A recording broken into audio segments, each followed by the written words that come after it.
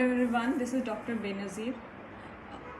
इस वीडियो में हम डिस्कस करेंगे कुछ causes of abnormal periods, abnormal menstrual cycle, abnormal menses के क्या वजह हो सकते हैं, जिसमें से मेनली 3 कैटेगरीज में हम डिस्कशन करेंगे। पहला तो हो जाएगा फिजियोलॉजिक कॉज, सेकंड हो जाएगा lifestyle causes and third will be pathologic. तो फिजियोलॉजिक में आ जाएगा मेनार्के, जब फर्स्ट टाइम पीरियड्स होती है किसी भी फीमेल को प्यूबर्टी के टाइम पे, तो इस टाइम पे इरेगुलर साइकिल्स बहुत कॉमन है। 1 to 2 ईयर्स तक ये कंप्लेंट रहती है। Immature HPO axis, hypothalamic ovarian pituitary ovarian axis के वजह से हार्मोनल बैलेंस में थोड़ा प्रॉब्लम होता है, इस वजह से इसमें इरेगुलरिटीज़ होते हैं, तो इसमें घबराने की बात नहीं है। हेवी ब्लीडिंग भी होती है बहुत बार प्यूबर्टी के टाइम पे, तो अगर बहुत हेवी ब्लीडिंग हो रही है जो परेशान कर दे रहा है बच्ची को, तो आप बिल्कुल अपने डॉक्टर से कंसल्ट करें। नेक्स्ट आ जाएगा menopausal age group, perimenopausal age group, जब मेनोपॉज आने वाला होता है तब भी साइकिल्स इरेगुलर रहते हैं, तब भी डिसऑर्डर्स ऑफ मेंस्ट्रुएशन बहुत कॉमन है। थर्ड, प्रेगनेंसी में एमेनोरिया होता है। लैक्टेशन में, breast feeding, exclusive breast feeding में फर्स्ट कुछ मंथ्स तो बिल्कुल ही पीरियड्स नहीं होते हैं, तो ये सब फिजियोलॉजिक कॉजेज़ हैं। लाइफस्टाइल कॉजेज़ में आ जाएगा एक्सट्रीम लॉस ऑफ वेट, बहुत ज़्यादा कम वज़न होना, बहुत ज़्यादा वज़न होना, extreme gain of weight, obesity, anorexia, दोनों हमारे साइकिल्स को अफेक्ट करते हैं। फिर एक्सट्रीम लेवल ऑफ स्ट्रेस, बहुत ज़्यादा स्ट्रेसफुल लाइफ भी हमारे साइकिल्स पे बुरा असर देता है।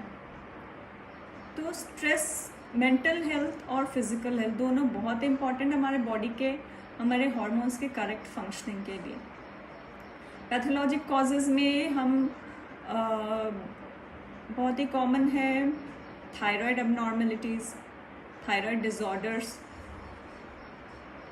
Prolactin disorders, hyperprolactinemia. Prolactin भी एक हार्मोन है हमारे ब्लड में, बहुत इंपॉर्टेंट हार्मोन है, इसके भी बढ़ जाने से पीरियड्स पे असर होता है। फिर हमारे अदर कॉजेज़ में आ जाएगा एक पॉलीसिस्टिक ओवेरियन डिजीज़ेस, जो कि आजकल बहुत ही कॉमन है। इसके और भी काफ़ी सारे सिम्टम्स और साइंस होते हैं जिसके वजह से डायग्नोसिस होता है पॉलीसिस्टिक ओवेरियन डिजीज़ PCOD का। तो आप अपने गायनिक से कंसल्ट करें, तो वो ये इन्वेस्टिगेशंस वगैरह कराकर डायग्नोस करेंगे, और ट्रीटमेंट स्टार्ट करने से बिल्कुल भी आपके साइकिल्स रेगुलर हो सकते हैं। Uterine fibroid of uterus is also very common cause. Adenomyosis, polyps, endometrial polyps, intermenstrual bleeding का एक कॉमन कॉज है। हमारा cancer of uterus, cervical cancer, uterine cancer, ये सब भी बहुत ही कॉमन कॉज है। इंडिया में तो cancer cervix is very common. So अगर इसमें इरेगुलर साइकिल्स हो सकते हैं, हेवी मेंस्ट्रुअल ब्लीडिंग हो सकती है, even post coital bleeding, intercourse के बाद, शारीरिक संबंध के बाद अगर ब्लीडिंग होती है आपको, तो आप बिल्कुल अपने डॉक्टर से कंसल्ट करें, ताकि सही इन्वेस्टिगेशन सही टाइम पर स्टार्ट हो सके।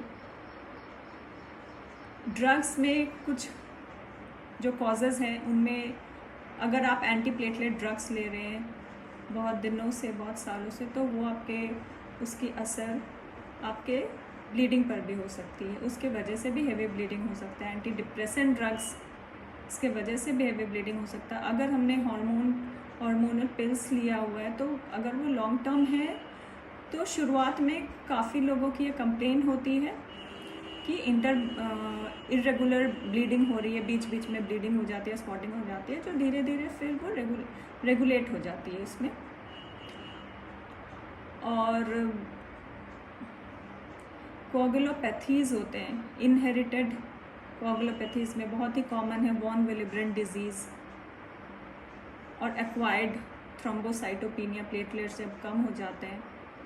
तो ये सब डायग्नोसिस ऑफ कोर्स आपके गायनेक या आपके डॉक्टर ही करेंगे, बट आपको एक जानकारी हो सकती है, रहनी चाहिए कि क्या कॉजेज़ हो सकते हैं। बिल्कुल, आप अगर कुछ आपके साइकिल्स में, आपके पीरियड्स में प्रॉब्लम है तो आप गूगल डॉक्टर से ना कंसल्ट करके बिल्कुल आप गायनिक डॉक्टर से जाकर कंसल्ट कीजिए, अपने डॉक्टर से मिलिए, इन्वेस्टिगेशंस कराइए, क्योंकि काफ़ी सारे कॉजेज़ हो सकते हैं जिसकी वजह से कुछ तो हम, जैसे मैंने बताया कि परेशान होने की ज़रूरत नहीं होती है, कुछ में बिल्कुल इन्वेस्टिगेशन की ज़रूरत होती है और ट्रीटमेंट की ज़रूरत है। तो ये डिसीजन अपने डॉक्टर पे छोड़ दें, आप एक बेसिक जानकारी ले लें कि क्या वजह हो सकती है। फिर मेनोपॉज के बाद भी काफ़ी लोगों को ब्लीडिंग होती है, अगर ऐसी कोई कंप्लेन है तो आप बिल्कुल जाकर अपने गायनेक से मिलें ताकि सही टाइम पे वर्कअप हो सके और डायग्नोसिस हो सके। सो फ्रेंड्स, ये थी आज के discussion on the causes of abnormal cycles, abnormal menses या एबनॉर्मल पीरियड्स। तो अपना ख्याल रखिए और अवेयर रहिए। Take care.